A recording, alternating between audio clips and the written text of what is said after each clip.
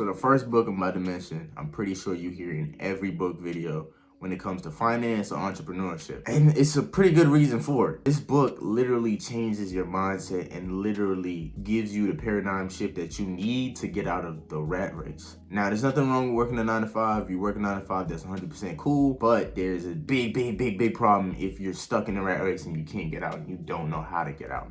And this book right here, I was blessed enough to read this when I was young, so I automatically knew how to avoid the rat race. And it really helped give me the mindset of what I need to know during the journey. And it really helped me boost my financial IQ to the point where I'm not making the same mistakes that average people are making to get stuck in the rat race. So the first book is Rich Dad, Poor Dad.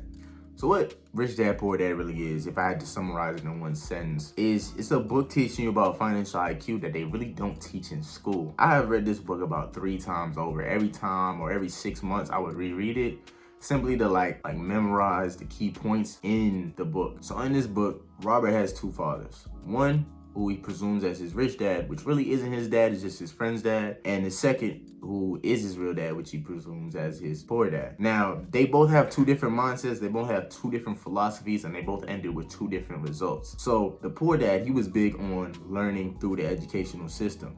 He himself was a teacher, and he was big on going to school, finishing college, get a degree so you can, get a good job with good benefits and potentially work until you're 60 if you live that long, and basically retire, live life, I guess. Rich Dad was big on making money work for him. So instead of going to a job and having to work for money, he was big on being the CEO. He was big on financial freedom, and he was big on having money work for him and money come towards him, generating positive cash flow. I'm not going to summarize this entire book for you because I want you to go ahead and read it on your own if you haven't already. But if you read it already, you pretty much know and understand the concepts between the 2 different fathers. And as well as I'm pretty sure you have your own different top 3 lessons that you learned from this book. But right now I'm going to quickly go over my top 3 and what are the top 3 things that I learned from it. So the first lesson I learned was assets over liabilities. This completely changed the game for me, and it helped me avoid entering the rat race as much as I possibly can. Now, I'm gonna give a quick, brief explanation of what assets and liabilities are. So assets is basically something that continuously puts money in your pocket, whether you have to work for it or not. Now, liabilities is different. Liabilities is something that takes money out your pocket on a continuous base revenue. So assets put money in your pocket on a continuous base. Liability takes the money out your pocket on a continuous base. About a year ago, I had a mentor,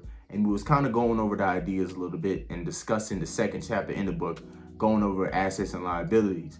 And he broke it down to me like this: Omar, if you wanted to get rich, or if you want to get rich, it's as simple as this: acquiring more assets than you have liabilities. So keep your asset column high, keep your liability column low. And as long as you can do that right there, you will not only gain financial freedom, but you can also keep it, and it will turn into wealth, generational wealth on top of that. Once I understood that concept, it became pretty easy when it came into entrepreneurship. I automatically was looking for businesses that may require a little work up front, but I could automatically turn to, or I can make it completely automatic later on when it came to that point. So that lesson was completely game changer for me. And when I understood it, I completely started looking at business differently. The second lesson I learned was the whole concept of the rat race and how people get stuck in the rat race. People get stuck in the rat race simply because of their emotion. How it starts is the first emotion that kicks it off automatically is the emotion called fear. So people get a job in fear of not being able to pay their bills on time, or in fear of not having enough money, or in fear of maybe, whatever fear they might have that will cause them to literally think that the best solution to that fear is to go get a job. It starts out like that, right? Just perfectly fine. It's cool. They just get into the rat race a little bit, but they don't get stuck in it. They get stuck when the next 2 emotions gets introduced to the party. See, when those 2 emotions gets introduced,